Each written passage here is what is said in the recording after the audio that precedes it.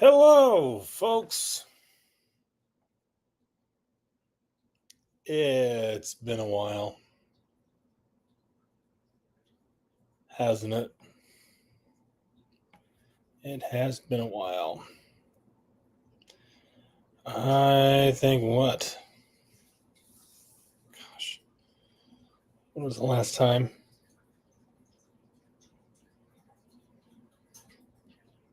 It's been about 3 months since I've done a stream. Yeah, it's been about 3 months. So,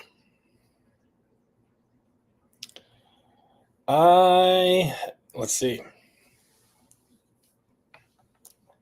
What has been going on with me? Well, 3 months ago, approximately, would have been early June, end of May, early June.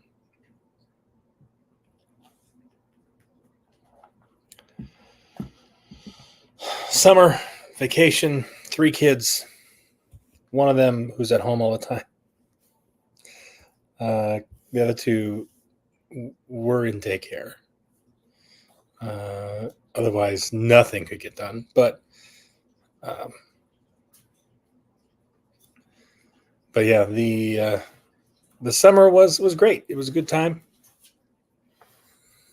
but it was hectic. It was pretty busy, and I think I've kind of come to the realization that I just had to, at some point, maybe it wasn't until July, that I just kind of embraced it and leaned into it and was like, you know what? My routine is shot. I don't think it's going to come back until the fall. So I'm just going to let it ride. And so I did. And I did not push myself to maintain the routine that I had prior to the start of the summer. So slowed down on the writing a little bit, slowed down on some other things. Work kept me busy, of course. But that's not what we're here to talk about. We're not here to talk about my job. So it was a good chance to just slow down, pace myself. And so part of that too was that I haven't streamed. I haven't been on here for a while. And that's just the way it had to be. I don't know if it will be that way every year or not, but I did need to slow down and just kind of take those few months to chill. So I'm back. I will be streaming weekly again. I'm going to try to do multiple nights a week.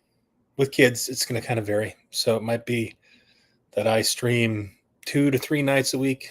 Some weeks, that's probably my goal.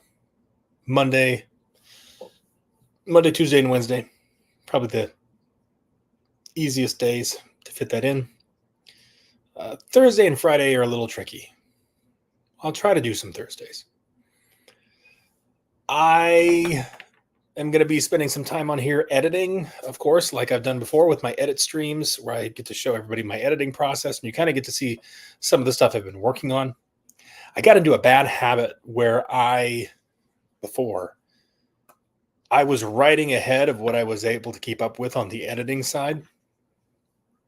And so I have made a resolution that I am going to keep up with the editing as I go, and that whatever I write for the day, I will be editing on stream. That's the plan. So we'll probably spend a little bit of time today going over that as I'm putting the I wouldn't say the finishing touches, but as I'm working my way through the next book that I'm working on. So that's some of what I will be doing on the stream. We'll be doing some of that tonight.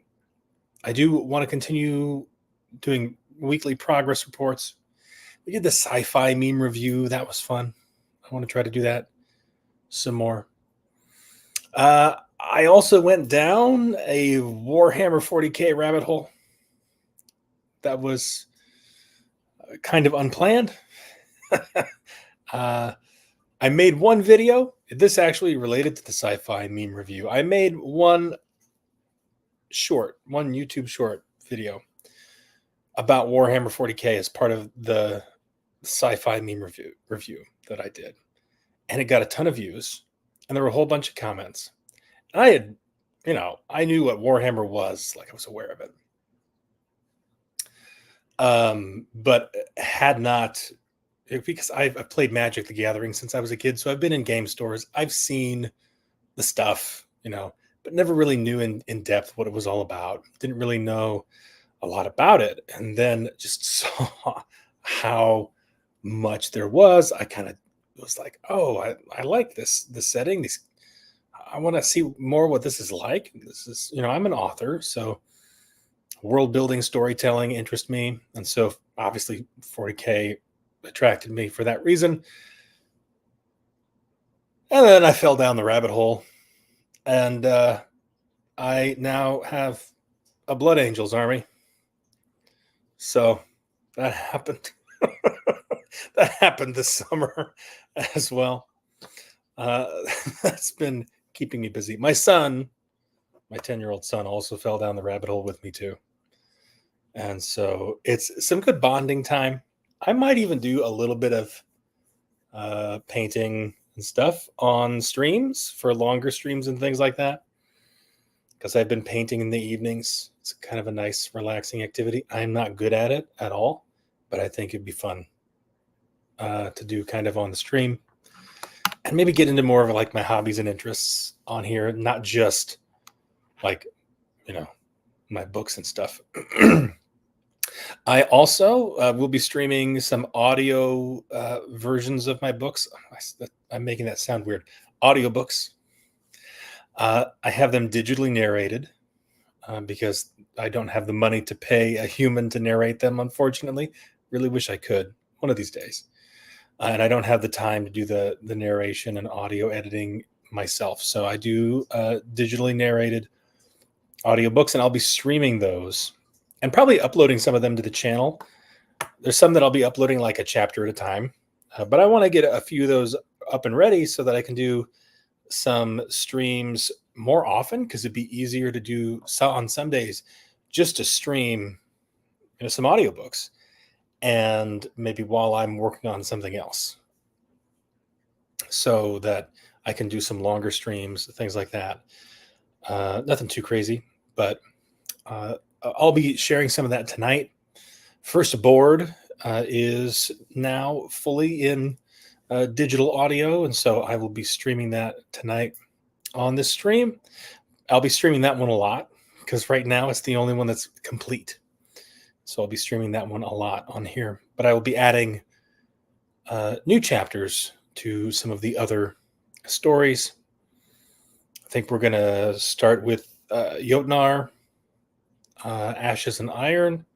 It's another short story that I want to add in audio and put into audio. And then we'll probably just dive right into Bad Bishop, and I'll upload those probably a chapter at a time to the channel, and then we will stream them here during live streams. Once there's at least a significant amount of, like, I've gotten through enough of the chapters that it's a decent amount of content. I don't want to just stream one chapter at a time, although maybe the first few chapters to see how things are coming along. So those are my plans now that I'm coming back. I've been gone for a little while, and I think we'll just kind of pick up where we left off and dive right in to the streams again. So I think maybe the best place to start is let's go ahead and just jump in. I have the audiobook here. I should probably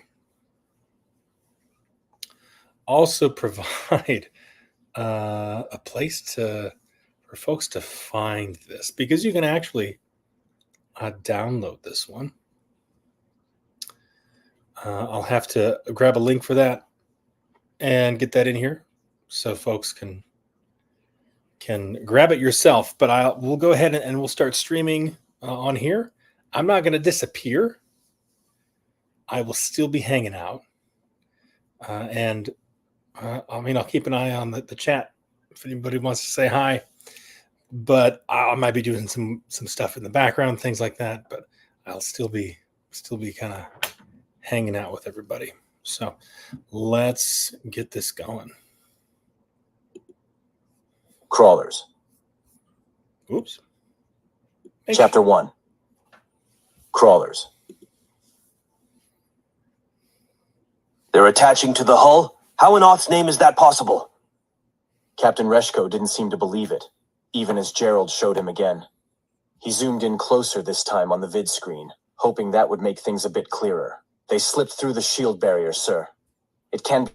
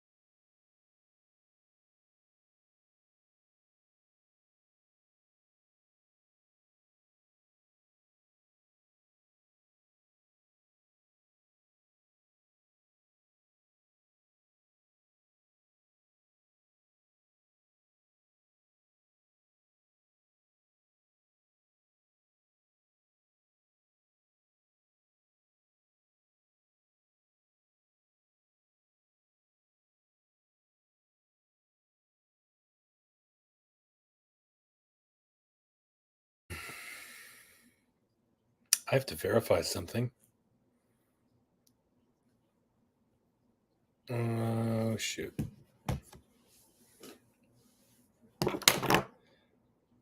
Was that not working before?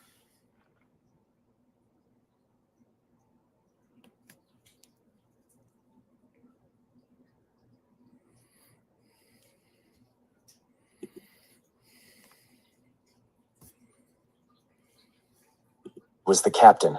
He could only delay his departure for so long. Dwelling on the rift between them could consume hours, but it had to come to an end at some point. Soon enough, that vehicle...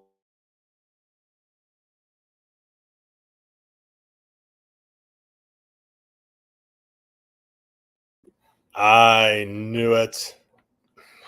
Darn it.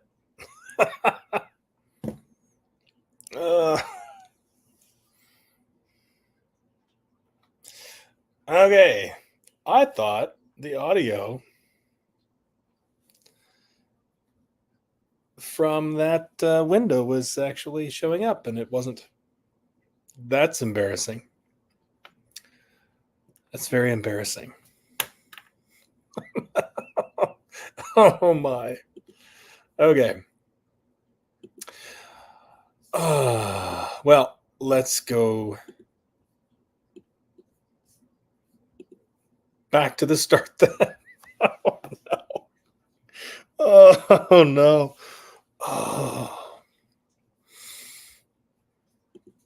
Let me see here.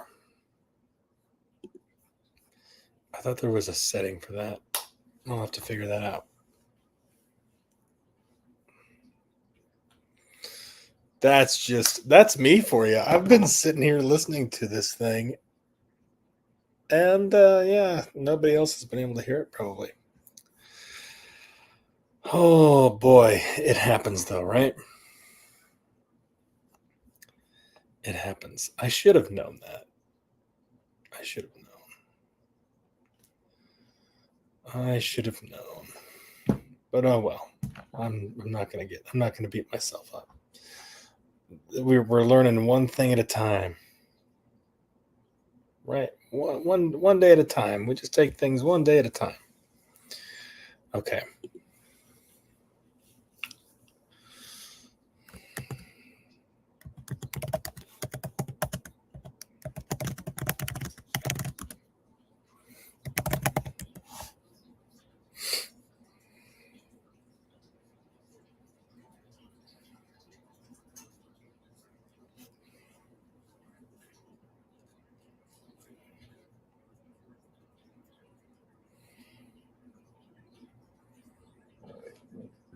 Okay.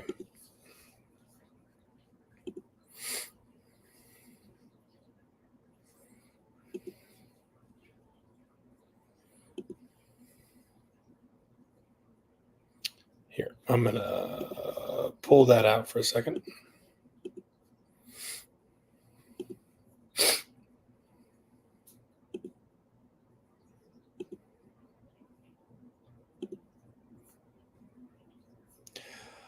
Aha. That's why.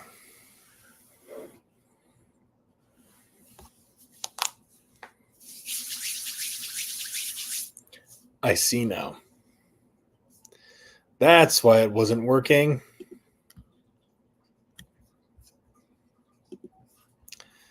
I think I should be able to.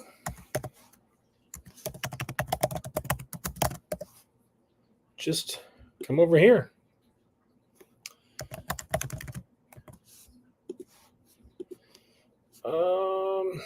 Is that the one?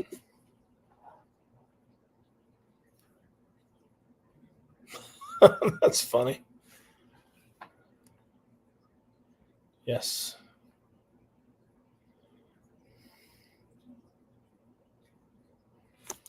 That's really weird.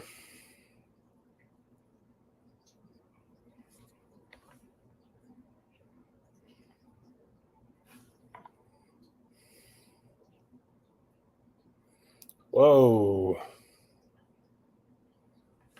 That's interesting. That's interesting. What is going on there?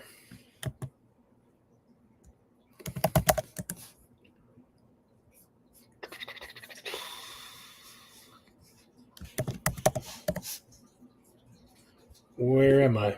Yeah, that's where I thought I was.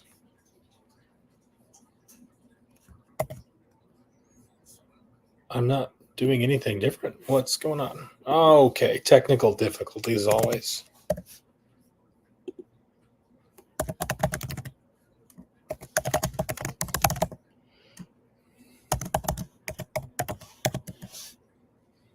Okay, no, it's there.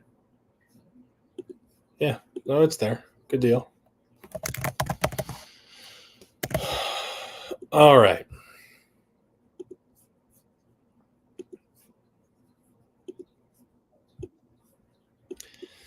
And let's go back to the very beginning. And let's try this again. And we'll get it right. We'll get it right this time. You know?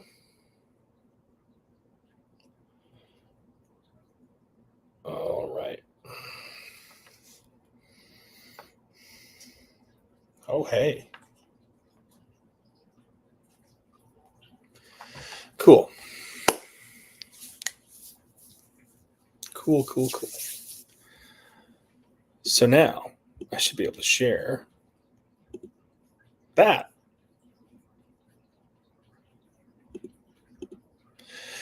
Yes. Okay.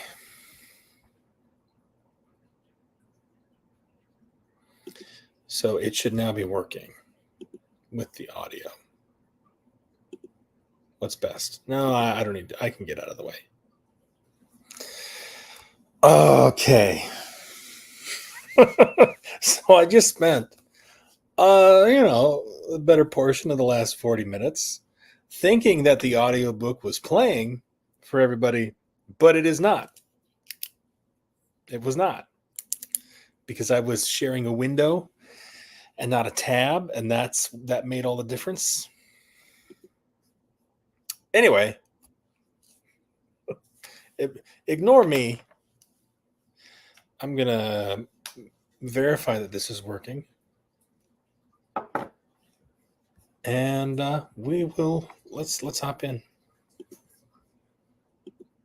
First Board. A Prelude to Bad Bishop. By Jack Shilkaitis. Chapter 1. Crawlers. They're attaching to the hull? How in Oth's name is that possible? Captain Reshko didn't seem to believe it, even as Gerald showed him again. He zoomed in closer this time on the vid screen, hoping that would make things a bit clearer. They slipped through the shield barrier, sir. It can be done, but these are Kridzen pilots. They're half machine, not just human like you or me. Reshko waved his plump hand. I get it. He peered closer at the vid screen on the master table base with that permanent scowl he always had on his face. His eyebrows always stood out on the ridge of his brow, being the only hair he had on his head to speak of. That thing doesn't even look like a ship. It looks like a fucking spider. He wasn't wrong. The Kridzen ship looked like it was built to amble over terrain or climb a mountain, but in space, aerodynamics didn't mean anything. It had a jump drive and life support, and that was all that mattered. That spider-like ship with its 6 leg-like projections was crawling up the hull of the Intrepid right before their very eyes. And Intrepid wasn't small either. For a Siren battlecruiser, she was built sturdy. An old Bishop-class model from back in the day. The kind Gerald's father served on when he was in the Space Corps. All that to say, that thing on the hull was at least 3 times the size of a jump-capable shuttle, which implied its capabilities. So they just thought they would hitch a ride and we'd be none the wiser? Gerald shrunk the video on the screen of the master table base, pulling back to the radar view of their surroundings.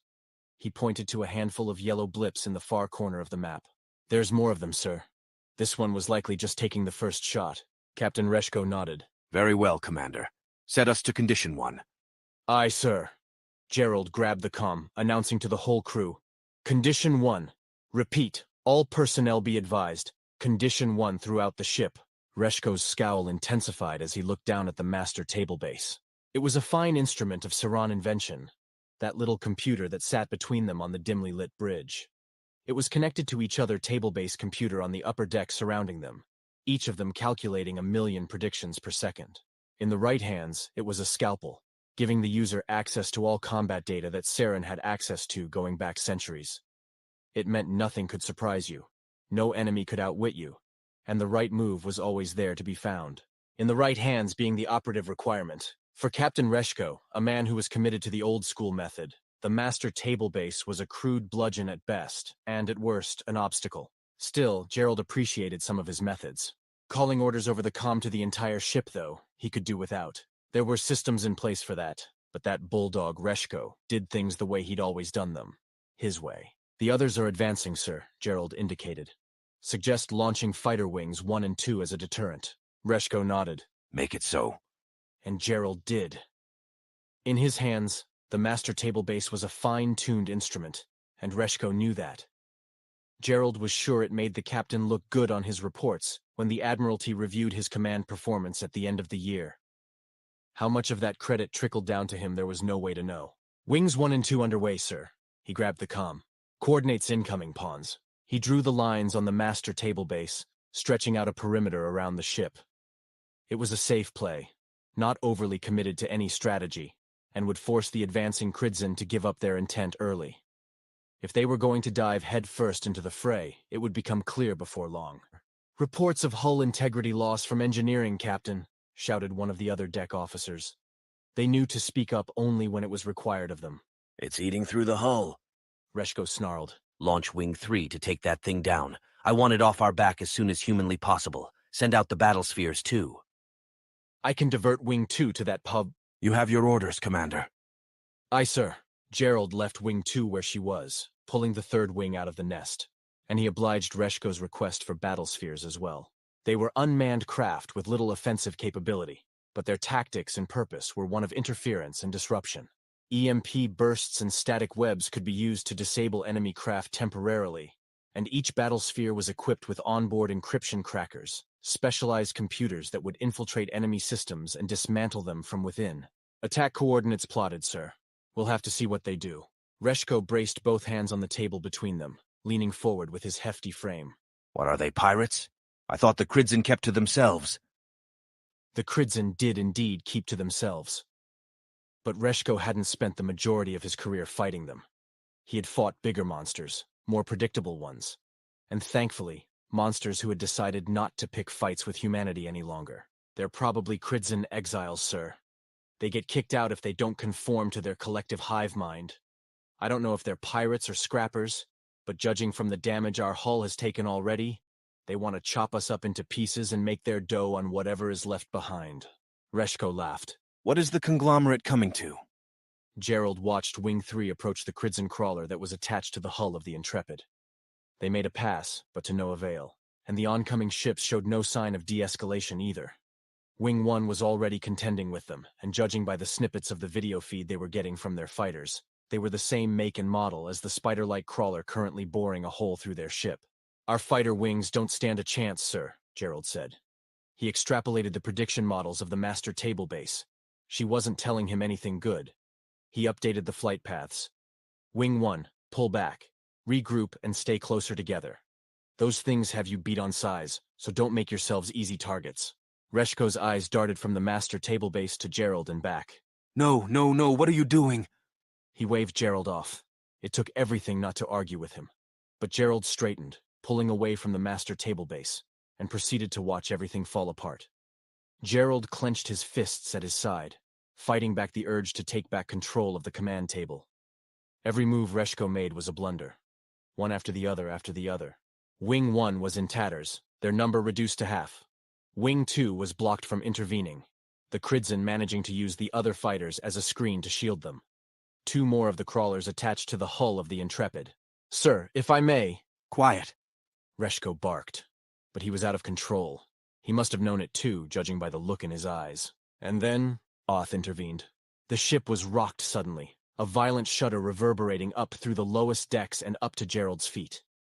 He caught himself on the command table. Captain Reshko was not so fortunate, catching the corner of the table with his head. Captain!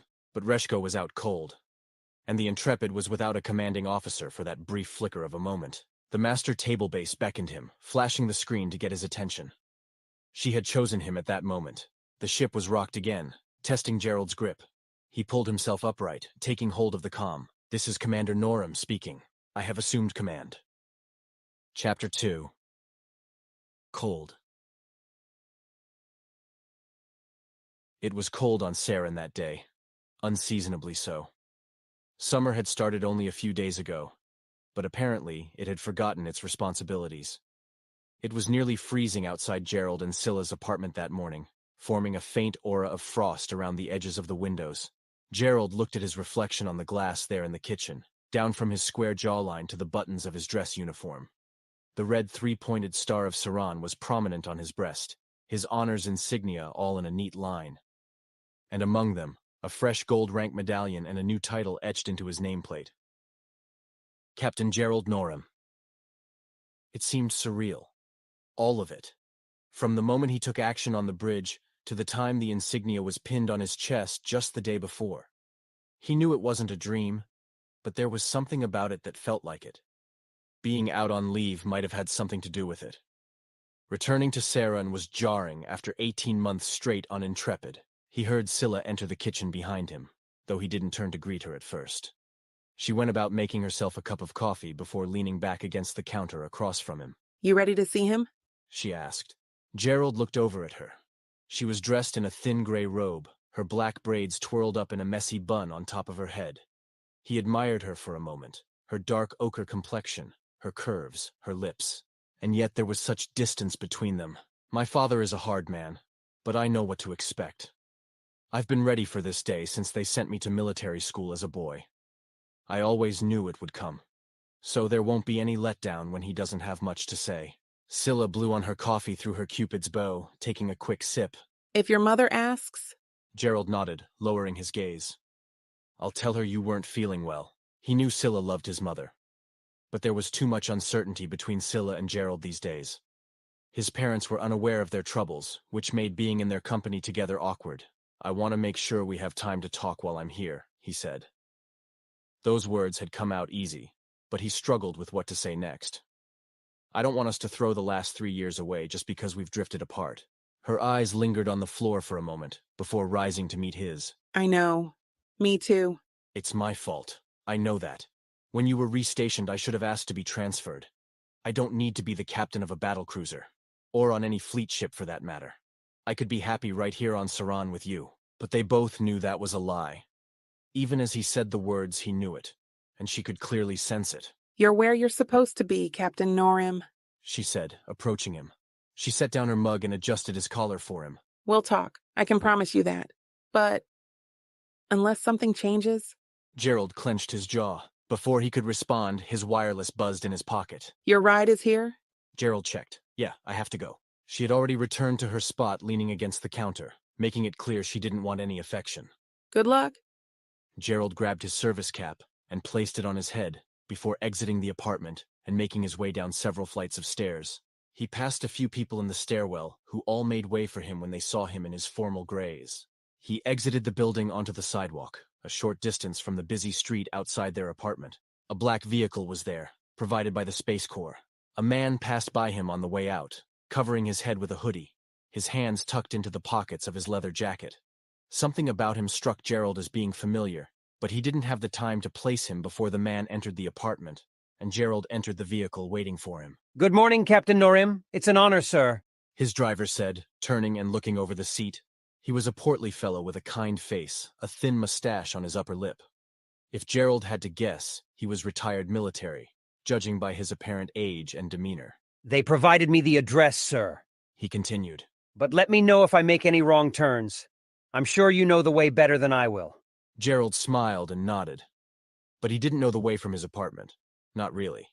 He'd only made the drive himself once or twice, and it didn't seem the same either time. "I heard about what you did on the Intrepid.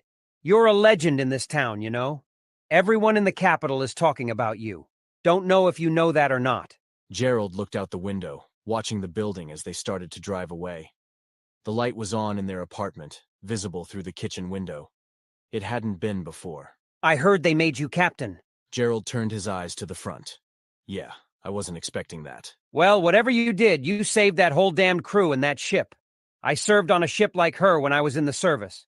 Well, she wasn't a bishop class. She was a rook. Still, though. Yeah, being part of a crew is the same regardless of the ship you're on, Gerald replied. He wasn't feigning interest either, though perhaps he needed a distraction. What was your position? The driver chuckled. You're gonna laugh. Hey, every member of the crew is important, from the lowest rank all the way to the top. Maybe. That's nice of you to say anyway. But from what I hear these days, having a commanding officer who can't hack it can be a liability.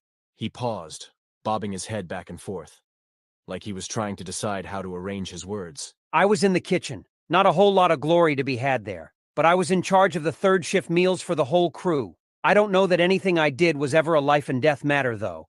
Gerald smiled. Soldiers need to eat. A good meal goes a long way, especially when you've been on rotation for months. He looked out the window again. They were about to merge onto a highway. Actually, I think I forgot something. Can we go back? Do you mind? Not at all, sir. We can go back.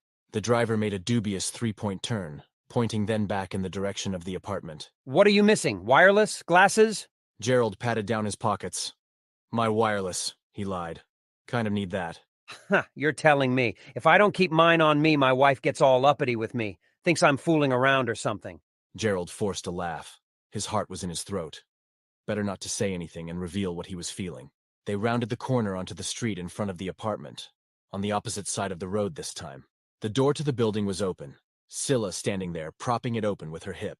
And that man was there, the one he'd passed on his way out, wearing the jacket and hoodie. He was standing in front of her on the lowest step. They were arguing, him angry, her upset. She was telling him to leave. Ah, shit, I'm sorry, Gerald said, looking down in his lap. He slid his wireless out of his pocket into his hand, acting like he'd found it in his uniform coat pocket. I've got it after all. I always forget about these stupid pockets they put in these things. The driver didn't seem bothered at all. Not a problem, Captain Norham, sir. Better to be safe than sorry, I like to say. They sped up past the apartment, and Gerald sunk back in his seat, avoiding any eye contact with Scylla, if she was even aware he was driving by at all. So what did happen on that ship? The driver asked. I've heard rumors and lots of theories, but you know how the Space Corps is with these things. They don't leak all the details to the media. They're super hush-hush about it. Gerald took a breath, gathering himself. Well, I suppose we've got the time, don't we?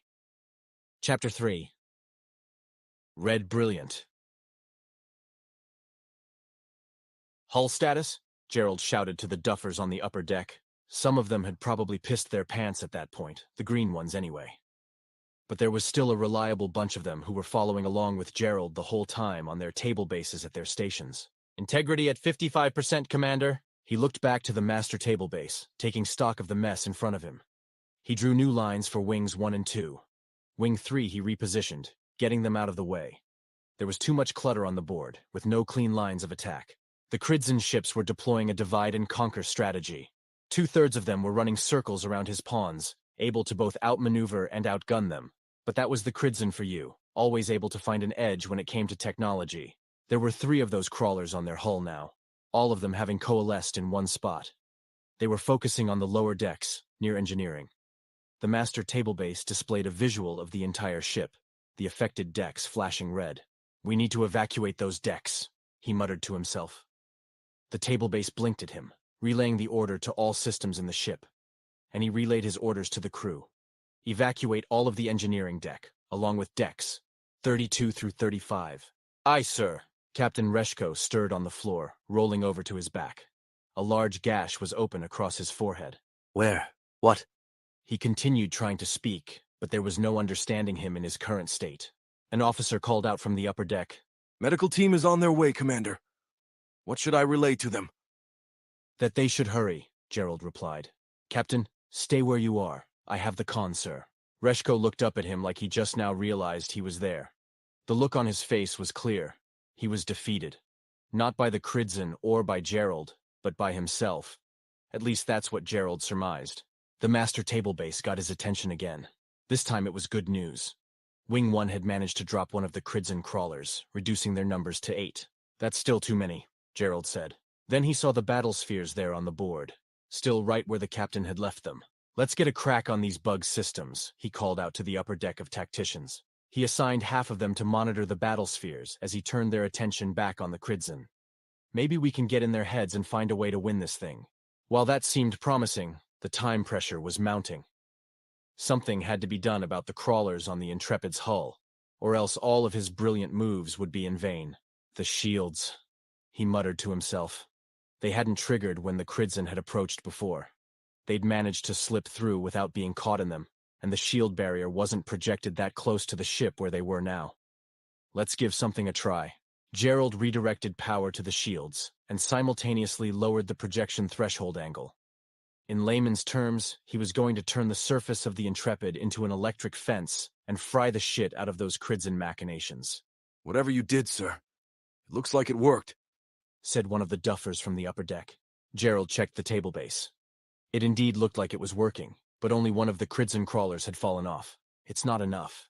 Those last two just wouldn't let go. They had some way of enduring the assault of the Intrepid's shield barrier, redirecting or absorbing it in some way. Gerald had no time to figure it out. Wing 1 reports additional losses, Commander, but they've taken out 2 more bogies. Gerald checked in on them, the master table base highlighting them on the screen. They can hold their own. We're the ones who need bailed out, Gerald said. Hull integrity was nearing critical. The adjustments he made to the shield barrier had helped to slow the Cridzen down, but it didn't stop them completely. We need some way to shake them, Gerald muttered. The doors to the bridge opened in a whoosh, a medical team of 3 stepping inside. They rushed to the side of Captain Reshko, rolling him onto his side and then onto a gurney. That's it, Gerald said to himself. He checked the table base to see if his idea was even doable. His query was met with a flashing red warning. Action not advised. Gerald grabbed the comm, addressing the entire ship. All hands, strap in. Prepare for G-force acceleration. All hands, strap in. Gerald pulled on the harness that was attached to the bottom of the command table, wrapping the belt around his waist and positioning the shoulder straps. He looked over at the medical team, who still had yet to leave the bridge. Tie yourselves to something. You have straps in your kits, don't you? The medics exchanged nervous glances. They weren't used to being ordered around in that manner, not like the rest of the crew on the command deck anyway. But they followed Gerald's orders, taking out their yellow ratchet straps from their kits and affixing themselves to anything sturdy they could find. The captain was already strapped to his gurney, and they strapped that down too. Gerald couldn't wait any longer. There wasn't even time to give one last warning over the comm. He punched in the commands and braced himself. A harsh metallic groan resounded through the ship, all the way up from her belly. The centrifugal force wasn't noticeable at first, taking a moment to get going, but it accelerated quickly. The artificial gravity was still engaged, holding everyone to the floor. But as they spun faster and faster, everything was pushed to the outside. Gerald clutched onto the command table, pulling himself closer to it as the G-forces on his body and all of his crew increased. One of the Cridzen ships lost its hold on the Intrepid's hull, flying off on a tangent that led it into the open hands of Wing 2, who promptly tore it to shreds. Only one remained, and it seemed determined never to let go. The master table base blinked, zooming in on the battle spheres.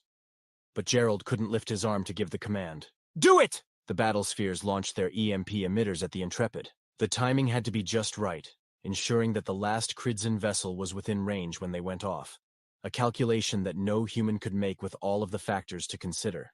The first one let its EMP pulse fire a moment too early, but the second one was a direct hit. The shockwave struck the Cridzen vessel as it clung to the hull of Intrepid, rendering its systems inert for a few moments with minimal disruption to the Saran battlecruiser. Brake! The Intrepid screeched from bow to stern as mechanical brakes engaged. The engines fired simultaneously to counter the spin they had generated, slowing their rotation sharply. Gerald nearly flew out of his harness, and the remainder of the crew in the command deck endured it all along with him. But it ended quickly, and when he checked the master table base again, that last Cridzen ship was flying through space on an erratic vector, helpless and out of control. They're retreating, sir. Commander, I think they're done with us. They've started jumping away. Gerald wiped his brow of sweat as they all watched their table bases with anticipation. The fighter wings cleaned up a few of the stragglers, but the rest jumped without waiting to see how the fight would turn out. The bridge was seldom a place of celebration, and it was the commanding officer's job to keep his crew focused and of sober mind. But there was no helping it. The bridge erupted with cheers and celebration. a moment everyone deserved after what they had just endured. Gerald removed his harness, knowing there was still work to do. Spin up a jump. We need to get as far from these coordinates as we can and take stock of all damage to the ship, human and mechanical. The crew in the command deck didn't complain. Exuberantly, and with collective unity, they replied, Aye, sir. Chapter 4. Spoils. And that's when I knew it, Gerald said, looking out the window of the transport vehicle. It wasn't like a premonition or anything. I just watched them take the captain off the bridge, and I was still there. I had to be. I wasn't the XO anymore. The driver had a big smile on his face, like Gerald had just given him a birthday gift he'd always wanted since he was a little kid. How'd you know to do all that? On oath, I swear, I wouldn't have known the first thing of what to do in that situation. Gerald looked ahead of them, down the street. They were in his parents' neighborhood, maybe a block or two away at most. You surprise yourself sometimes, he said. Sometimes you think you don't have it in you, but it's there. You just have to seize the moment. He sighed, laughing at his own words. That sounds so cliché, I know. I guess it's true, though. The vehicle came to a slow stop, parking next to the curb outside his parents' home. It was a modest H house on the outside, painted white with forest green trim. He looked out the window at the front door of the two-story house, looking to see if his mother was there waiting for him. It was an honor to get to meet you, sir. His driver said. He extended his hand, and Gerald took it in a firm handshake. I wish you all the best. Gerald smiled, opening his door and stepping out onto the curb. The wind bit his face as he stood up straight, placing his formal service cap atop his head and straightening it. He shut the door to the vehicle behind him and started toward the steps of his parents' home. It was a quiet neighborhood, suburban and upper class. Every lawn was well kept, gardens tended to and overflowing, and surely the property value of every home on that street was greater than his annual salary from the Space Corps. But Gerald didn't have any memories here. This wasn't the home he grew up in, his parents having moved there only a few years back. They wanted to be closer to him and Scylla, although he realized he had not seen them more frequently than he did before.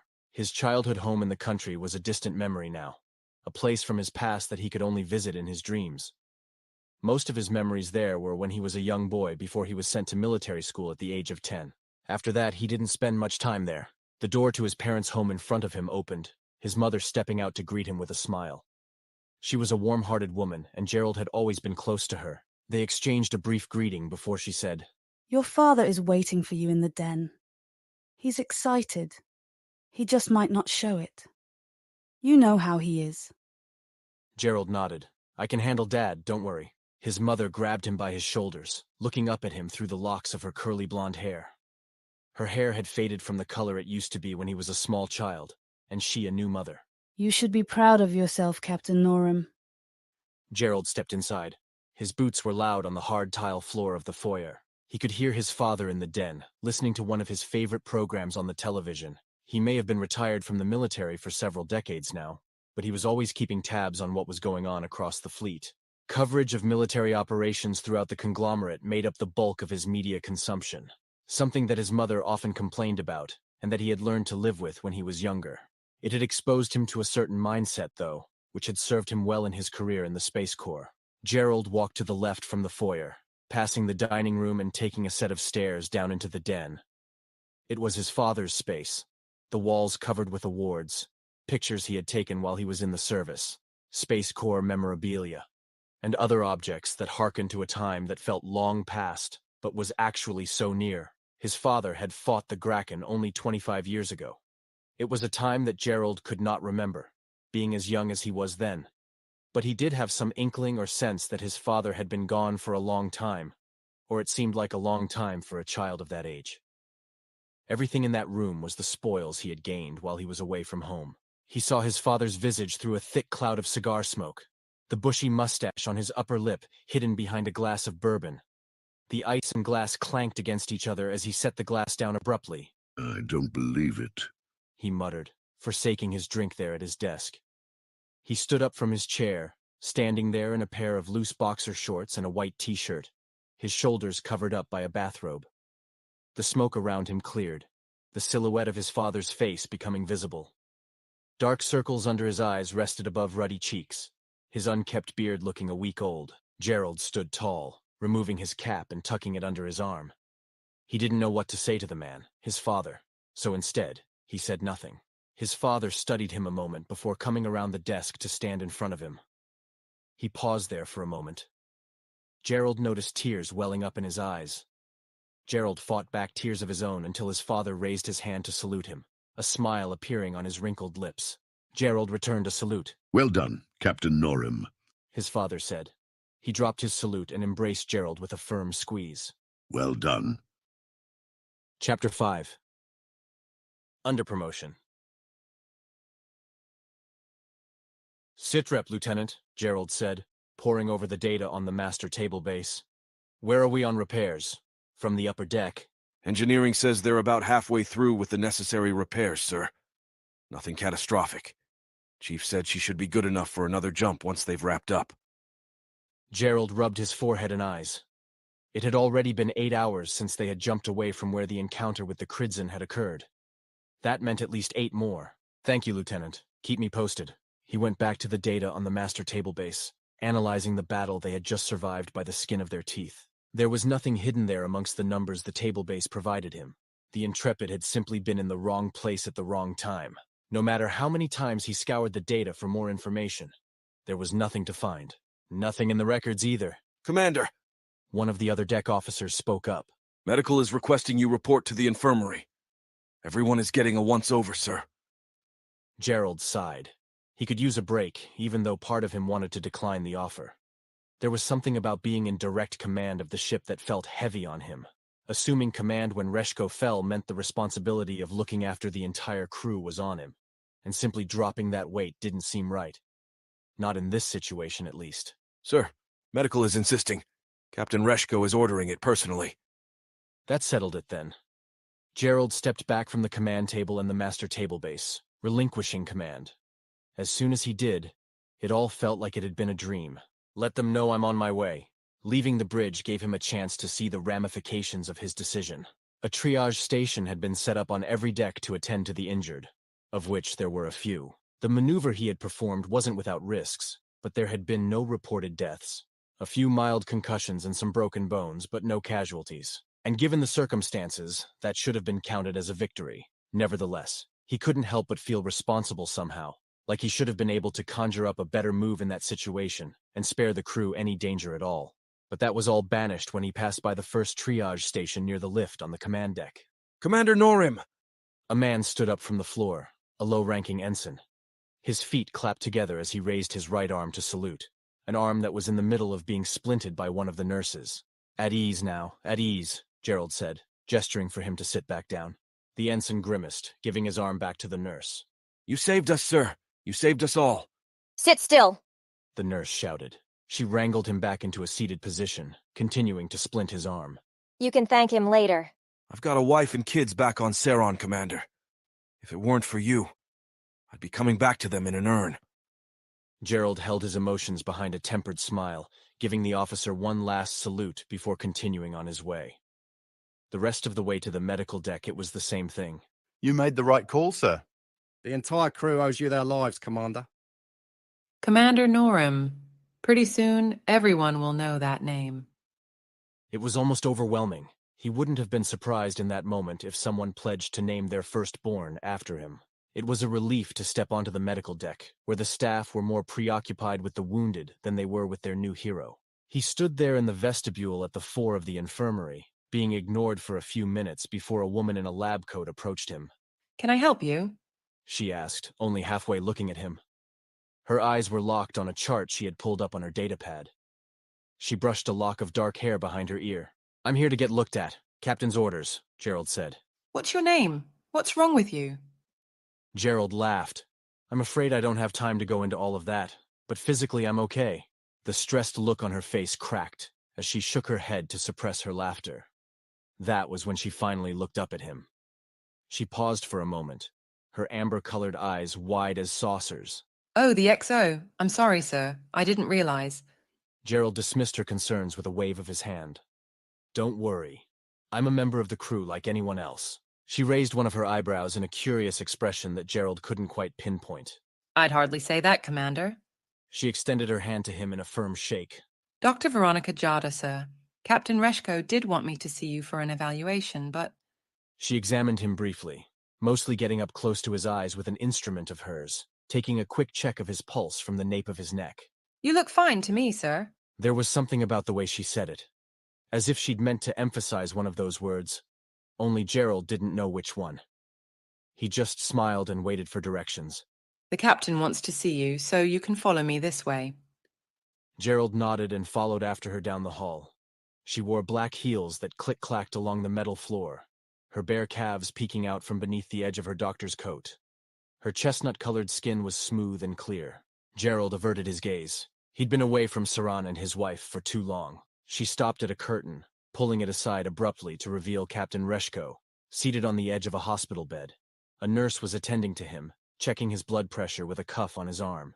His uniform coat was off, nowhere to be seen. A carpet of hair was visible on the side of his arms, and his upper chest where his white tank top didn't cover. You listened, Reshko said with a chuckle. Somehow he managed to smile and scowl at the same time. I thought for a minute there you'd have stayed on the bridge no matter what I said. My orders don't seem to hold much weight in this hour. There was an awkward moment between everyone in the room as the nurse finished up her inventory and stepped out. Let me know if you need anything, Captain, Veronica said. She turned to look at Gerald over her shoulder, giving him a wink as she stepped out. And I'll check in with you later, Commander. The curtain shut behind Gerald and he was alone there with the captain, that awkward moment from before still lingering on. It seemed the captain had more on his mind than he was letting on. I'm disappointed, Reshko said. He sniffled, wiped his nose with a kerchief. It was unclear if it was a show of emotion or just a runny nose. That was a disaster back there. Sir? Reshko traced the bandage on his head that covered the fresh wound on his bald dome. He looked up at Gerald. I said I was disappointed, Commander. Disappointed that my XO didn't take command from me sooner. Gerald furrowed his brow, unsure of how to interpret what he was hearing. I followed the chain of command, sir. Well, you shouldn't have.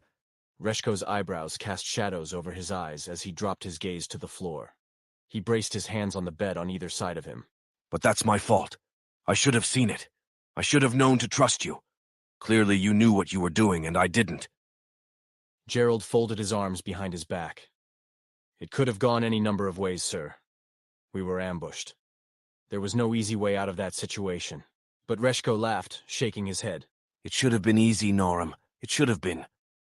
He let out a long breath. I won't be able to return to the bridge. I didn't think your injuries were that severe, sir. I can hold down the bridge until you're recuperated. We'll be back to Saren space within a day. Let me rephrase that, Reshko said. I shouldn't return to the bridge. He stood up gingerly from the hospital bed, something Gerald suspected he'd been warned not to do. But he did it anyway, hobbling over to a chair in the corner of the room. He opened a white hospital bag, taking out his gray uniform jacket. When I was a young buck like you, we were fighting those Grakon bastards with nothing but the gray matter between our ears. Those high-tech table bases you kids work with these days are on another level. Wish I had learned on one of them back when I was in tactical. Maybe then I wouldn't be such a waste of space. Reshko took something from his uniform jacket, walked up to Gerald. I can't promote you to captain, son, though I would if I could. He reached up and removed the XO insignia from Gerald's breast. He replaced it with his own CO insignia, the Saran three-pointed star clad in gold. But it's a good thing that commander is the minimum rank required to captain a bishop-class cruiser. I don't understand, sir. Reshko stepped back from him, saluted. Gerald returned salute. I should have retired a long time ago, son, Reshko said, relaxing and returning to his hospital bed to sit down. I took the post out of some misguided sense of duty. Or maybe it was pride. I don't know. All I do know is my days of command are behind me. I've brought enough shame on the Space Corps in one day to last a lifetime. He looked Gerald in the eye. You are in command of this ship now, Commander, until someone superior to me tells you otherwise. Do you understand? Aye, sir. You'll do good. I know you will, Reshko said, reclining back onto the mattress. Now leave me to wrestle with my failures, son. They're not meant for you. Chapter 6. Prerogative. His bags were packed and ready. They had been since the night before, But Gerald was still acting busy the morning he was to depart Saron and make his return to his post on Intrepid. In the days following his visit to his father, he and Scylla had scarcely spoken a word to one another. All that promise of talk was just that, an unkept promise. He felt conflicted since he was the one insisting that they take time to talk. But after what he saw the other day when he was leaving to visit his father, he didn't know if he wanted to. If she had been unfaithful to him, he wouldn't have blamed her. It hurt. Of course, it did. But it wasn't as if he was around. He was in a metal tube flying around conglomerate space for 18 months, in which time he'd only seen her 2 or 3 times when they'd come back for leave. And even then, she'd been the one to come to him, leaving Saron to stay on Intrepid for a week or so. The pressures of his position on the ship had driven a wedge between them, and now he was the captain. He could only delay his departure for so long. Dwelling on the rift between them could consume hours, but it had to come to an end at some point. Soon enough, that vehicle would pull up outside of their apartment, and he would leave. And if he did, he didn't know if he'd ever see her again. When he finally mustered the effort to get his bags out to the door, he found Scylla making herself busy in the apartment. She was cleaning everything. Was she getting ready to move out? He could only wonder. You're leaving? She asked, looking over at him briefly. He nodded. Shortly. Can we talk before I go? Scylla sighed, taking off a pair of yellow rubber gloves and tossing them onto the coffee table in the middle of the living room. Her braided hair was done up to get it out of her face, a red bandana tied around her forehead. What do you want to talk about, Jer? She stood there, arms akimbo, appearing apathetic to even the idea of a conversation. She was entertaining it out of obligation, like she was trying to avoid a fight more than anything. It would probably be best to be direct. No sense in skirting around things. The other day, when I left to see my father, he started. Scylla's eyes couldn't sit still. They looked from one place to another, but never at him. What about it? Gerald pursed his lips, having second thoughts. Maybe it was better to say nothing about what he'd seen the other day on the apartment steps, the man she was with, but he had to say something. I had an idea. Yeah? I'm a commanding officer now, he said. I have the authority to call the shots on my ship. Pretty much anything, really. Training protocols, tactical decisions, even the menu in the cafeteria if I wanted to. That's great, Jer. I'm sure you'll enjoy lording over your crew while I'm left here on Saron. That's just it, though, Syl. He stepped closer to her, taking her hands in his. I have the final say on crew assignments. I can assign people to different positions and departments, and I can also recruit new members to my crew at my discretion. Captain's prerogative. Captain's prerogative? Scylla looked at him cockeyed. What are you saying? I'm saying, maybe it's time we get you back in the cockpit, Sly. Sly was her old call sign, from when she was a fighter pilot. And judging by the look in her eyes, she'd missed being called by that name. Are you serious? Tell me you're not joking. Gerald shook his head. No, not a joke. I swear to Oth. She looked around the room, dazed. I can be a pilot again? There's protocol. I'll have to issue recruitment papers when I get back on board.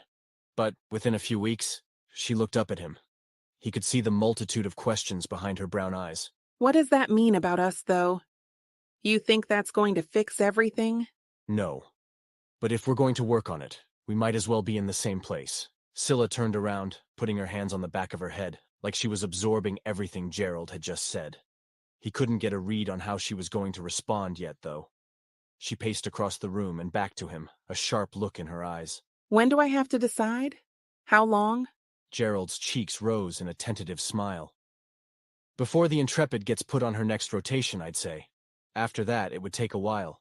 We wouldn't be back for some time. Repairs will take a few more weeks from what I've been told. Let me think about it. Gerald nodded slowly. All right, I'll see you when I see you, Syl. Chapter 7. Alone. Need another, Commander? Asked the bartender, standing at the far end of the bar from where Gerald was sitting. He was busy polishing glasses since there was hardly anyone else drinking at that hour. Gerald eyed the glass in his hands. He'd been nursing that drink for a while already, and it was watered down by now. He took out the dark cherry from the glass with his thumb and forefinger and popped it into his mouth. I could do for another. A smile came across the barkeep's face, and he went to work preparing another one. He returned to Gerald's side of the bar shortly and set the glass of amber liquid down in front of him, a single sphere of ice spinning around in the drink. What's my tab? Your tab? Commander, don't tell anyone this, but for you. He leaned closer. It's on the house. Gerald laughed and took a sip. Much appreciated. The bartender nodded, a smile showing beneath the black whiskery mustache on his upper lip. To be honest, though, I don't think anyone would argue if they found out. Everyone on this ship owes you a debt of gratitude after what you did yesterday. So I've been told. What? Has it gotten old already? The bartender asked, a smirk on his face. No, I suppose not. It's just, there were no guarantees it would go well. That maneuver was a big risk. I bet. But risks pay off, am I right? They do, Gerald said. But not always. It's something we were taught in tactical. Every move is a good move in the right situation. The trouble is in knowing the right move. And when to make it? Gerald pointed at him with his forefinger as he gripped his glass and raised it to his lips. That too. Well, I suppose that's why you're standing where you are, and I'm standing where I am. Gerald shrugged. I don't know. This is a pretty damned good drink. They shared a laugh. The bartender's eyes turned to the entrance of the bar. She here to see you, Commander? Gerald looked over his shoulder. Dr. Veronica Jada was standing there at the entrance to the bar. She wore a short red dress that cut off halfway up her chocolate-colored thighs, her hair done up and a tasteful layer of makeup on her face. Those same heels she had been wearing the other day were on her feet, and Gerald felt captivated by them as they started walking his way. Commander, this is a surprise, she said, taking the seat next to him. The bartender asked her what she wanted. What he's having looks good. I'll take one of those. The bartender obliged, fixing another drink while Gerald and Veronica sat in silence for a moment. After dropping the drink off at her spot at the bar, he made himself conveniently absent. Gerald took a sip of his drink. How are things on the medical deck? Caught up with all of the triage? She nodded, flashing her eyelashes. Still catching up, but we'll manage. She took a sip from her glass, puckered a bit. I guess you like them strong? Gerald spun his glass on the bar top. My father drinks these. It was the first drink I ever had. Old habits, you know. He gestured to the entrance to the bar. Were you meeting someone here? I was, but they bailed on me. A few of the girls from the medical deck and I like to get together here every so often. But paperwork is pretty piled up for most of us. I needed a night off, though. She looked at him from over the edge of her glass, her amber-colored eyes locking onto him. What about you? Meeting someone or drinking alone? Alone, Gerald said. But if my wife were here... Veronica adjusted her posture. Oh, I didn't realize. Gerald waved a hand. Not to worry. Most of the crew doesn't know much about me, personal or otherwise. If Veronica was disappointed, she didn't hide it well. Biting her lip, she shook her head, laughing to herself. And now I'm really embarrassed because I was totally flirting with you the other day. I'm so sorry. I'm flattered, Gerald said. He took a long sip from his drink, getting it down to the halfway mark. He was feeling the alcohol now from the first drink. Well, I certainly didn't mean to bother you, Commander. Veronica stood up from her seat at the bar, taking her drink with her. I hope you enjoy the rest of your night. Gerald nodded to her. You too, Veronica. In her absence, Gerald checked his wireless. There were a few messages from engineering, status updates on the repairs that they were making, most of them delayed. There in his notifications was a message from his wife. It was from the week before, the last time they had received an update beacon from Sarun. He tapped on it, read it over again. But each time he read it, her words seemed to be saying something different. The first time there was maybe a glimmer of hope, but now she seemed to be wanting to throw it all away. Time apart, separation, the last lonely steps on the road to dissolution, and all that painful, unfinished business was what he was heading back home to. Even in the wake of his ascension to command, he was apprehensive to face Scylla. He didn't know what things would be like when he returned. I'm sorry, Commander, Veronica said, returning to the bar briefly. I didn't mean to imply that my interest in you was somehow. Gerald turned to face her, resting an elbow on the bar while his drink was there in his hand. Somehow what? That I was only interested in you romantically. Veronica set her drink back down on the bar. I mean, I certainly was, but given the circumstances. Gerald lowered his gaze to the floor. My wife and I, we're separated. Veronica's eyes widened. Oh. Things haven't been good for a long time, Gerald said. We were in tactical school together, and we fell in love. She got stationed on a ship as a pilot, and I got stationed here as the XO. Then, she lost her post and had to return home to Saran. We haven't seen much of each other in the last year and a half. Veronica sat back down in the seat next to him. That must be tough.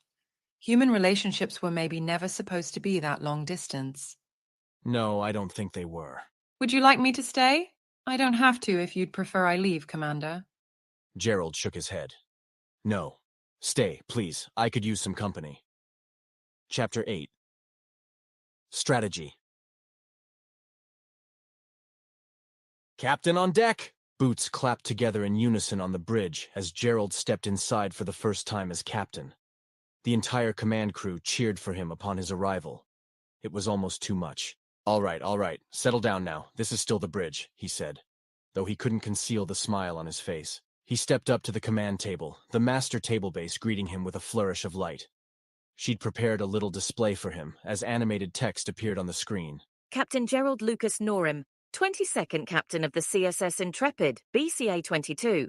Speed thy soul. Touching, Gerald muttered, tapping the table base screen. Please tell me you were able to dig through the data as I requested. The master table base blinked in the affirmative, pulling up a star chart showing the entire conglomerate. One area was highlighted in yellow, to the galactic north of Sarin space. Zooming in, a small asteroid base was revealed on the display. Well then, that's a development, Gerald said. That's where those Cridson scavengers lay down their heads at night. He pored over the data in front of him. The information was all there to be found by anyone, most of it accessed through public networks with minimal security. But what would have taken a human months or years of investigative work took a computer just a few days to compile. The smallest of loose threads stood out to the master table base, and now all Gerald had to do was tug on them.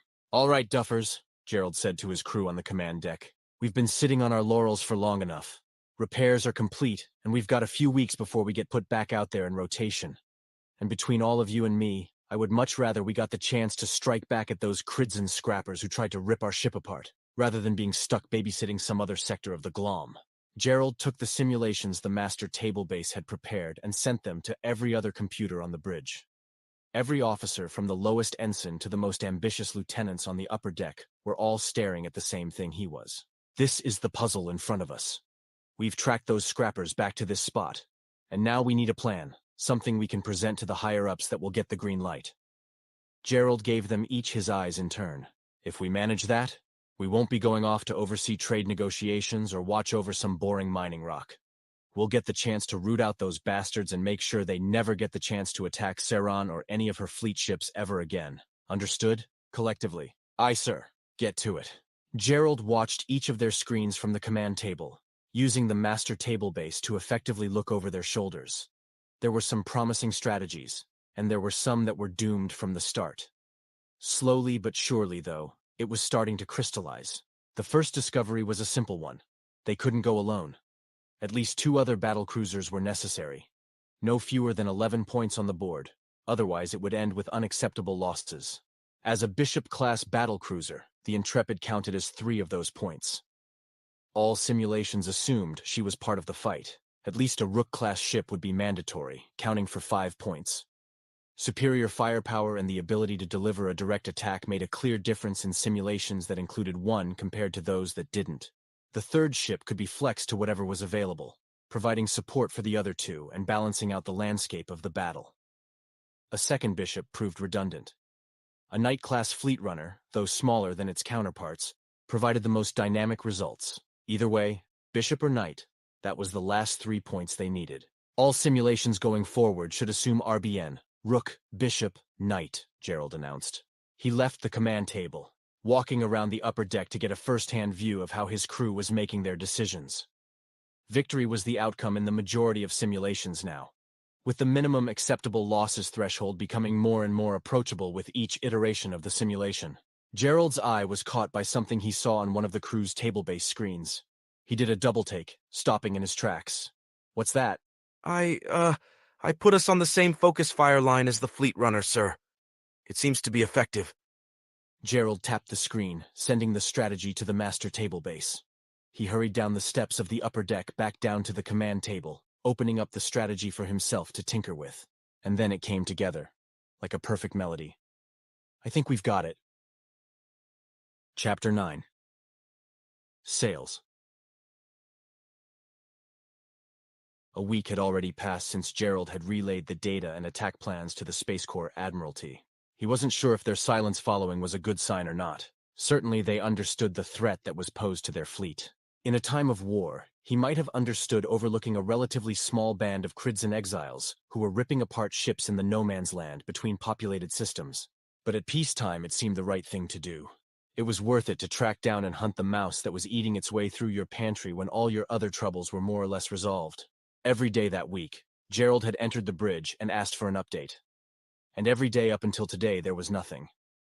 So when a lieutenant informed him that he had a message waiting for him from planetside, his heart skipped a beat for a moment. "Perhaps today's the day," he said, stepping up to the command table on the bridge. "I'm not sure, sir," the lieutenant continued. "It doesn't appear to be from the Admiralty. It may be a personal message, sir." Gerald nodded, the wind coming out of his sails for a moment. A personal message could only mean one thing. Scylla had been as silent as the Admiralty in that week since he'd left her there on Saran. And sure enough, when he checked his wireless, the 2-minute-old message was from her. Gerald, I've been putting a lot of thought into what you said. I've talked to my mother about it, and I think it's best if I stay here on Saron.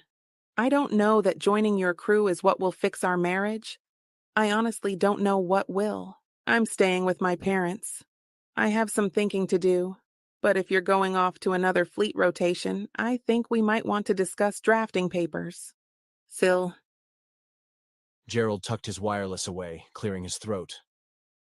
There was a dead silence on the bridge, though none of them knew the contents of the message he'd read. Had it been good news, he might have shared it with them, but he tried to hide any reaction and play it off as something unimportant. "I have some business to attend to on the medical deck, Lieutenant. You have the con until then." "Aye, sir." Gerald stepped out of the bridge, feeling the eyes of every officer on his back as he left. The bridge was no place to show emotion, especially the kind he felt at that moment. His jaw felt as if it were locked shut. The muscles in his neck and head pulled taut to the point of pain.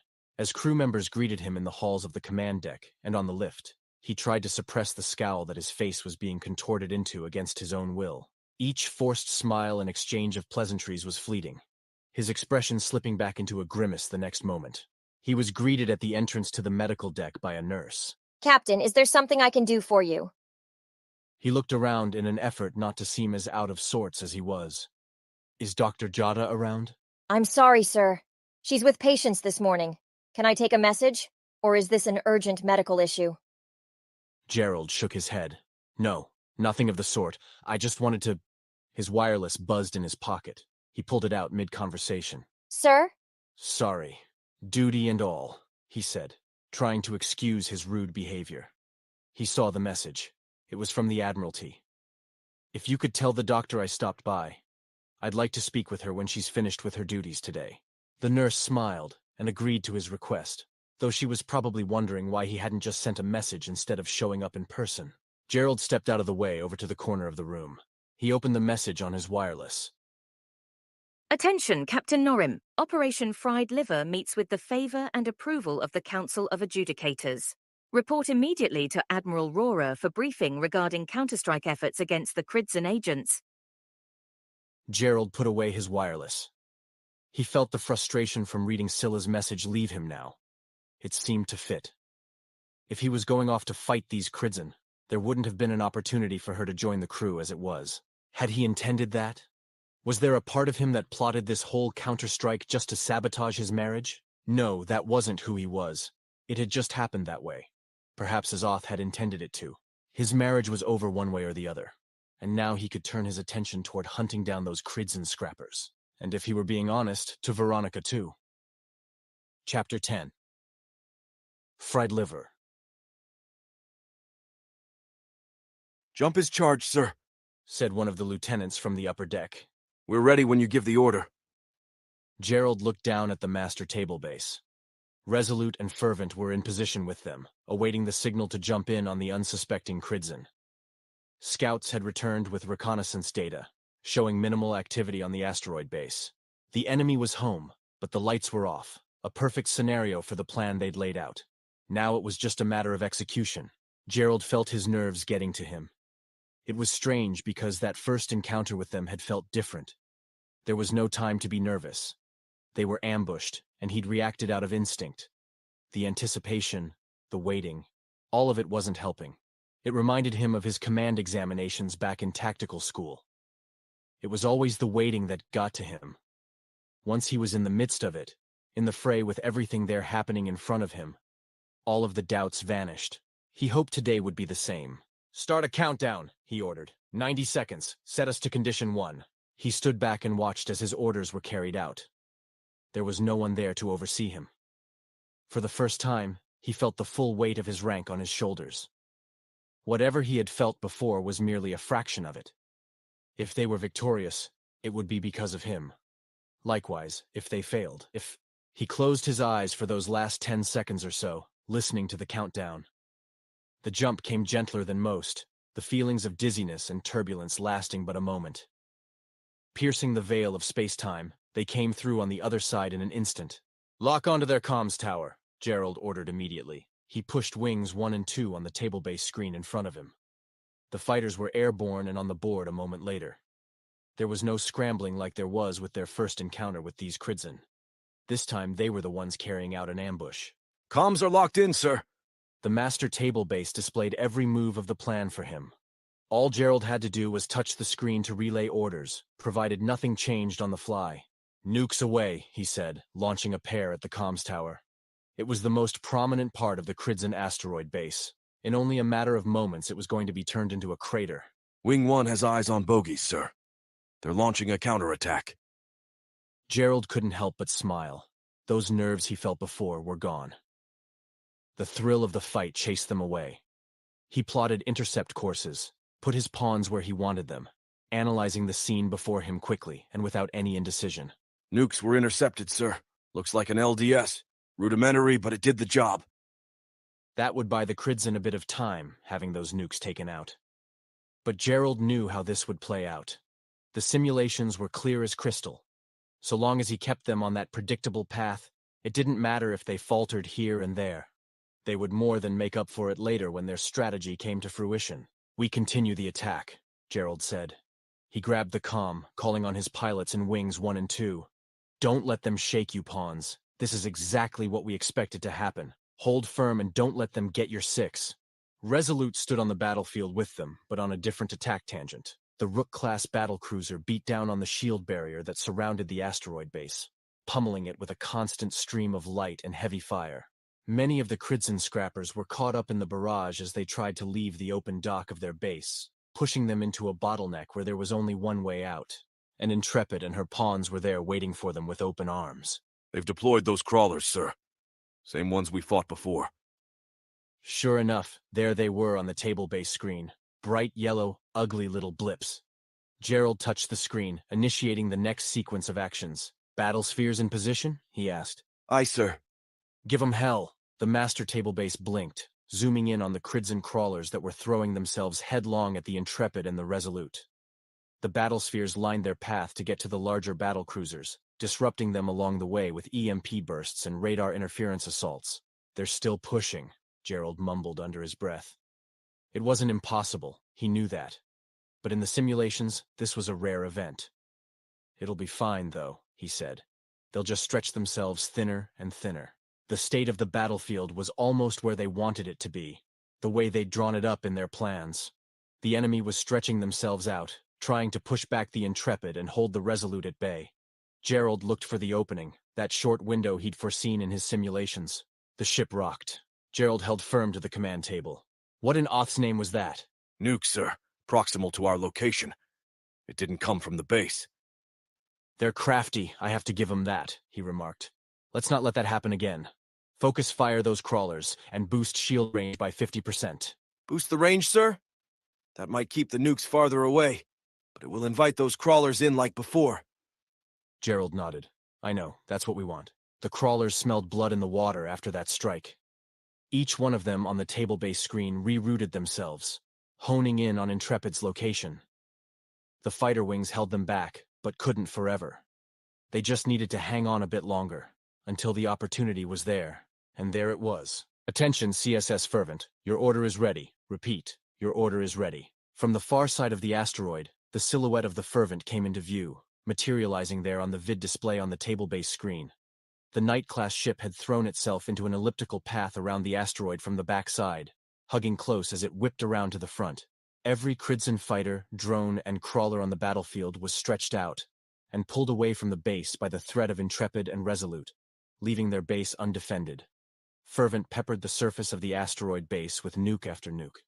The comms tower fell first, right before the energy barrier popped like a soap bubble. Every unmanned Cridson fighter suddenly became inert, flying off on whatever random trajectory they had been on when their connection to their base was lost. The crawlers and the other manned craft the Cridson had at their disposal were forced to change course, their own friendlies now getting in the way of their flight paths. It was a beautiful sight to see. "Payload's free," Gerald announced over the comm. As the Fervent made its final pass, shooting off and vacating the line of sight, Intrepid, Resolute, and every other payload-carrying ship sent everything they had at the unprotected base on the asteroid's surface. Flashes of light popped and crackled all along the surface of the asteroid, with brief explosions coughing up fire as the base's atmosphere was breached, burning up every molecule of oxygen in the blink of an eye. "Bogies are scattering, sir. Do you want Wings 1 and 2 to pursue them?"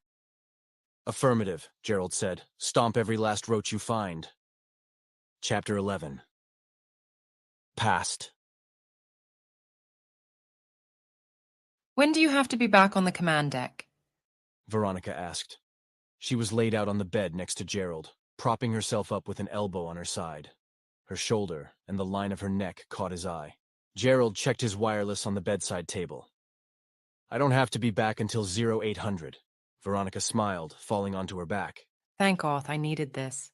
She looked up at him. You know, it's not every day a girl gets to say she's going steady with a space fleet captain, much less one who planned a strategic attack on one of Sauron's deadly enemies. She was playing it up intentionally, a playful tone in her voice. Her amber-colored eyes were partner to the flattery as well, locking onto him with a predacious gaze. Gerald leaned back against the headboard, putting a pillow behind his neck. "What can I say? I've made first board now." Veronica looked confused, sidling up next to him under the covers. What does that mean? "First board. It means you're the first one sent to tackle the problem." Because you're the best? Gerald shrugged. "I wouldn't claim that about myself. There are plenty of commanding officers who could outplay me if we were head-to-head." Veronica rested her head on his bare chest, her hand laid across his torso. But the Admiralty seems to think so. They took your plan and made it happen. Move for move, you said, right? That's got to count for something. It was a safe bet. The enemy was sloppy. We knew where they were hiding and we had a clean shot on them. If it weren't for that, I don't know whether or not the Adjudication Council would have given the green light. There was some potential for fallout with the Cridson Collective, but these scrappers were exiles, unaffiliated with the rest of Cridson. Political fallout is always the Admiralty's chief concern, so I didn't know if that would trip them up or not. Veronica's eyes seemed glassed over. If you're going to get into politics, that's where you'll lose me. She laughed. I never had much of a stomach for that sort of thing. You have to be able to stomach it in the Space Corps, though I can see how it wouldn't be particularly helpful in the medical field. Gerald stroked her shoulder with his hand. "We'll be out here a few more weeks to clean up the mess we made. Their asteroid base went deeper than we anticipated. They had an entire colony holed up in there. Enough food and supplies to last a century." What for? You think they're afraid the Graken will come back? Gerald shook his head, pushing out his lower lip. "Don't know. I suppose we'll figure that out as we sort through everything. But what I can say for sure is that scrapping is a lucrative business. They've been selling parts to someone, which means someone's been buying them. And where there's money..." See, now you have me interested. Political bullshit? Nah. But a corrupt criminal enterprise scrapping ships for parts to sell on the black market. That sounds like a novel I'd read. They sat there in silent embrace for a moment. The feeling was foreign to Gerald. It had been so long since he'd been touched, let alone intimate with a woman. He'd forgotten how much relief it provided. Have you heard from Scylla? Veronica asked softly. Their mutual silence must have put the same thought in their heads. I know you told me that it was over. I just didn't know if maybe... She shook her head. I'm sorry, I shouldn't pry. "No," Gerald answered unflinchingly. "I haven't heard from her. And I don't think I will until our papers are drawn up." That makes me feel better. I'm not a home wrecker, Captain Norim. Let it be known. Gerald laughed. "Of course not. Scylla and our marriage was over a while ago. I think we both just had to come to terms with it." I just don't want things to get messy, you know? Veronica said, sitting up straight next to him. Getting involved in drama is the last thing I want. If she reaches out to you, or has a change of heart, just let me know, okay? Gerald nodded. I will. His wireless buzzed in the bedside table as if on cue. See, that could be her right now. Veronica said. She kissed him quickly, stood up from the bed. I'm going to take a shower. Join me in a minute. I liked the sound of that. He admired her as she walked around the bed and into the adjoining bathroom. The flutter in his heart reminded him of being in high school again, completely at the mercy of his body from moment to moment. It had been exhilarating back then, but now it was complicated. He had to keep a level head even as he was falling for this woman. A captain had to be steady, unwavering, consistent. He looked down at his wireless, opened the message he received. It was sent from his mother, but it was clear someone else had written it for her. Jerry, need you to come back home. Your father has passed. He took his own life last night. Your mother needs you right now. We're making arrangements. I'll reach out and let Scylla know that... He dropped his wireless from his hands onto the floor. The room felt like it was shrinking in on him, a deep, wrenching pain in his gut. Everything okay? Veronica asked, poking her head out into the doorway to the bathroom. Her face fell as she saw the look in his eyes. Gerald? My father. He's dead. Chapter 12. Funeral. The day of his father's funeral was like something out of a photography book. A clear sky, a blissful sunrise, and unlike when Gerald had left Saron a few weeks ago, the weather was perfect. There was nothing offensive about it at all, like somehow it was mocking him. The juxtaposition of the world going on without missing a beat compared to the heartache of loss was cruel, and Oth, as always, appreciated irony in all things. The ride to the service at the church was silent. He and his mother hadn't spoken about it since he'd gotten in the day before. His aunts had been managing everything, making all the decisions for her. She just seemed beyond being able to choose whenever something was presented to her. Even the simplest things like what to eat, when to eat, and most especially what to wear. Gerald figured it was part of the grieving process. She felt like she'd lost control of her whole world. So why not just let go of it for a while? Especially when nosy family members were right there ready and willing to take control of the situation for you. It wasn't so much that his mother was pulling back from the world, he inferred, but rather she simply couldn't bear the load of all of it in that moment. The loss of her husband was all she could withstand.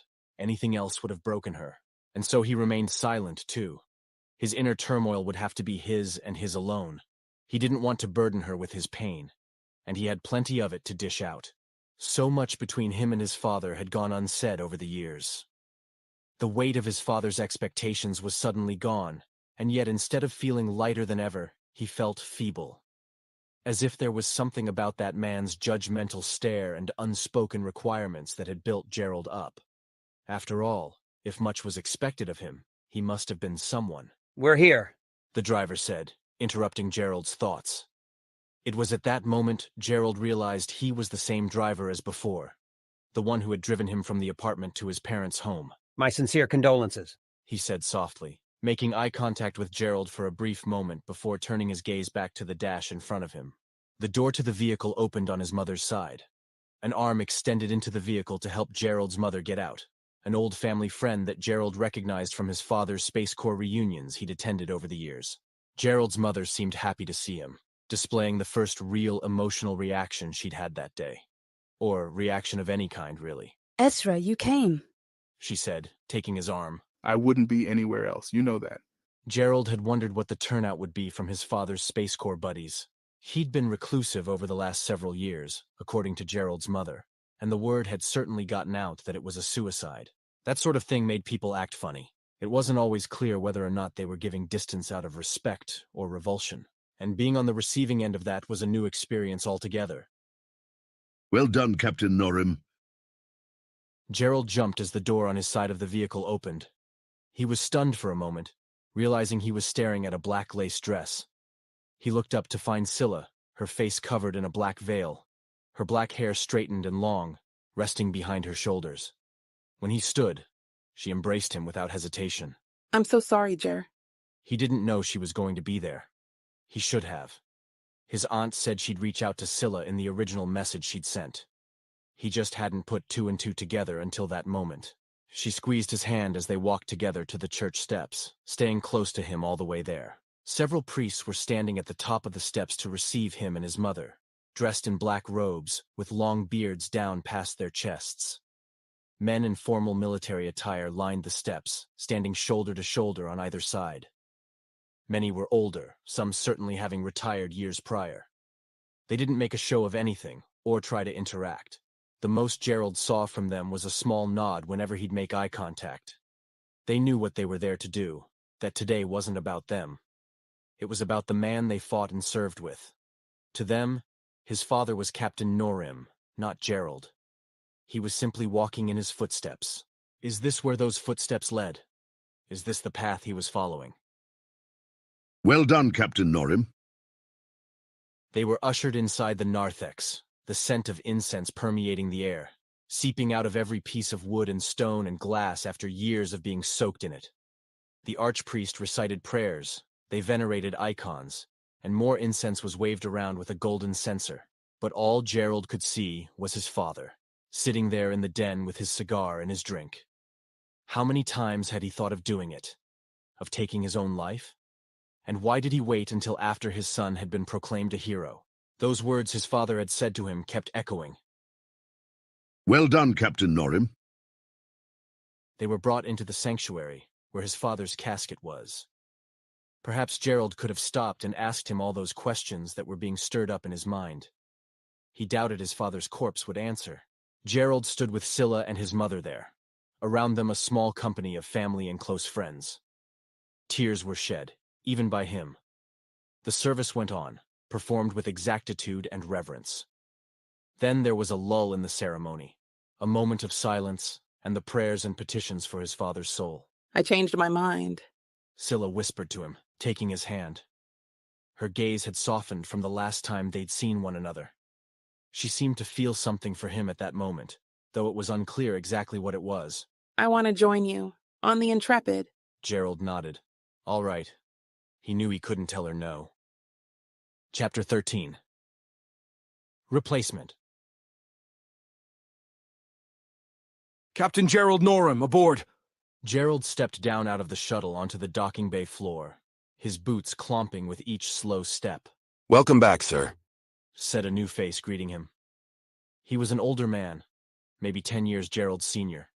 His salt and pepper hair was slicked back over his head, a neatly trimmed mustache on his face. On his breast was the insignia of a commander, and the silver three-pointed star that Gerald himself had worn up until recently. Gerald extended his hand. Captain Norim, but you can call me Gerald.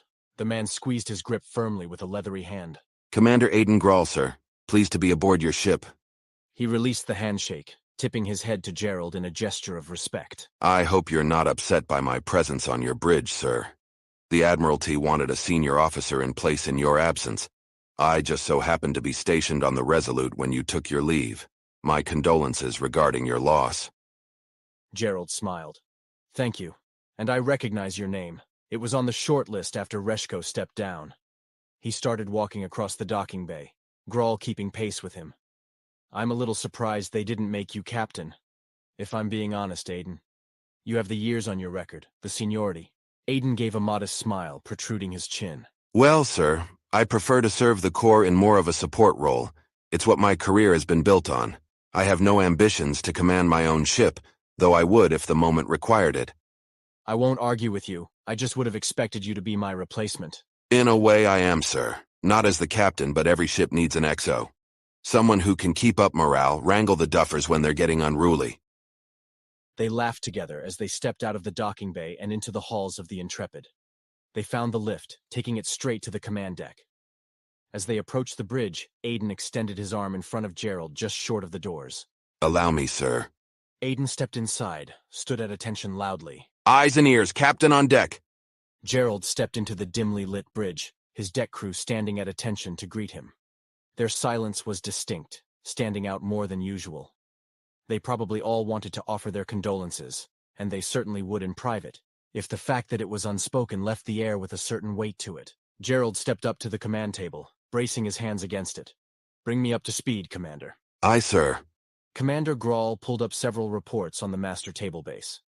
Much of it was retroanalysis from the attack on the Kridzin asteroid base, but there were some housekeeping matters mixed in, namely personnel changes and requests. The list was short, as usual, but there were 2 names side by side that he'd never expected to see together. Transfer request, Veronica Jada, approved. Crew assignment, Scylla Norum, approved. Something the matter, Captain? Grawl asked, pausing. When was this request put in? Gerald asked. He feigned disinterest. He had been dreading breaking the news to Veronica, but she must have found out somehow. You put that request in yourself, sir. For your wife. Gerald smiled. No, the doctor. I wasn't aware of any discontent with her station. Grawl shrugged. It came through just the other day, sir.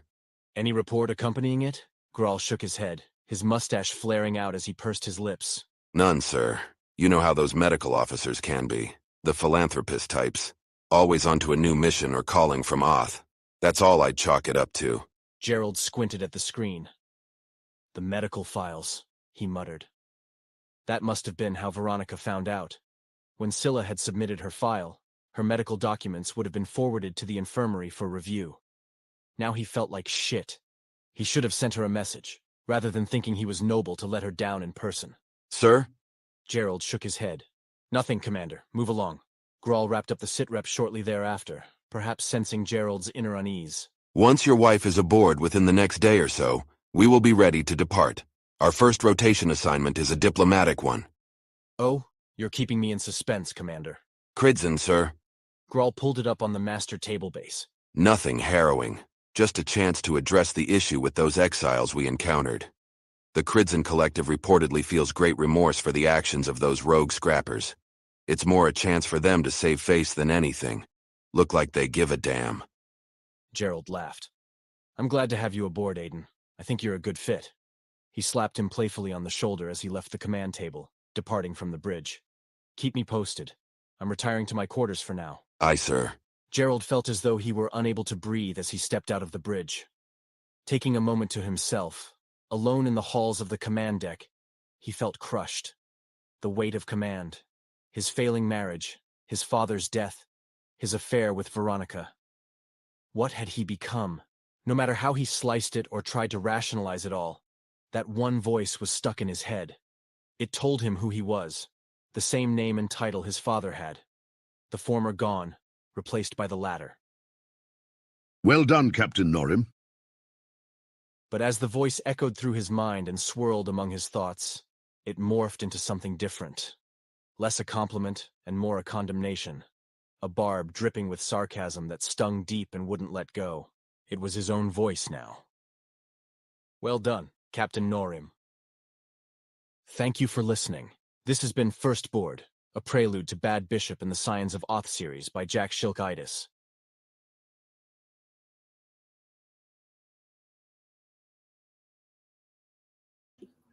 Good deal. Well, I got it right the second time. Thankfully. What can you do? All right, folks. I think we might, I don't know. We'll wrap things up here shortly. Just to touch more on, to kind of recap, I'm going to be streaming again, back into the routine, be streaming audiobooks again. The fun thing is that listening in, I hear some little things that I need to fix, which is good. I think the pace and the speed a little too fast, so I'm going to fix that. It's just too fast. I'm going to slow it down a little bit, add some little pauses between the lines. For the audio, that should improve things greatly. There are some spots where it's just a little too fast, so we're gonna fix that. Right? Next time should be golden. And then we'll, add some other audio chapters and so forth as we go along. Get some of those uploaded to the channel, but then also stream those here. I don't know. The editing might kind of take a back seat a little bit. I think it's maybe more entertaining on stream to have the audiobook playing. I'd also like to get the text to show up. And so it's not just the audio. So I might have to tinker with that so that you can read along and not just have to listen. I think that might make it a bit more effective, especially considering this is a made-up universe and there's words, names, things that don't necessarily translate when you hear them. Reading them is probably a good thing. Yeah. And then I'll keep up with progress reports and so forth. But overall, I think that's how we're going to go. Probably will spend some of my time on stream revisiting some of the other stuff I did before. The sci-fi meme review. I'd like to do some painting on stream as well. This is the first model that I painted after I fell down the Warhammer rabbit hole, and I just, like you do when you start consuming Warhammer content on YouTube. And so I painted this guy. He's a blood angel. Not the most amazing paint job in the world. I could still touch him up a little bit if I wanted to. He's not perfect, but I like him. I might do some more of that on stream while I'm playing audiobooks and things like that. So there's like something interesting to look at and listen to. I don't know. Could be kind of fun. But I don't know. Those two topics aren't really directly related, so maybe that's a little silly. But I like to talk about some of my interests and the things that I'm interested in. Maybe we can also do some gaming on the channel. That could be fun, especially for some longer streams. There are some games I would like to play on the channel at some point in time. That could be fun. So that's a consideration as well. But anyway, we're going to wrap things up here for tonight, folks. I added some links in the comments, links to a free book, First Board, in both ebook and audiobook format, and then a link to the box set of Scions Voth. That is the first 9 episodes of Scions Voth. Excuse me. And you can check that out on Amazon. It is free with Kindle Unlimited. 1,500 pages, the first 9 books. Actually, it's over 1,600 pages. I say 1,500, but it's actually 1,604 pages, I think. So maybe I need to adjust that figure, but yeah, you can find it on Amazon, $2.99 or free with Kindle Unlimited. So go check it out. There is a link in the description. I appreciate everybody who stopped by in the stream. Really, I saw some numbers that surprised me. I figured I wouldn't see very many people watching because I haven't streamed in about 3 months, but I saw, there were 3 or 4 people watching at any given time, which I appreciate. So thank you guys for coming and hanging out or checking out the video. I apologize for the screw up earlier on the first time we tried to play the audiobook. I messed that up. I will do better next time. I promise.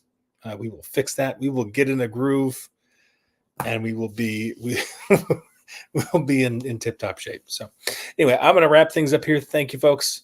Have a good one. We will see you.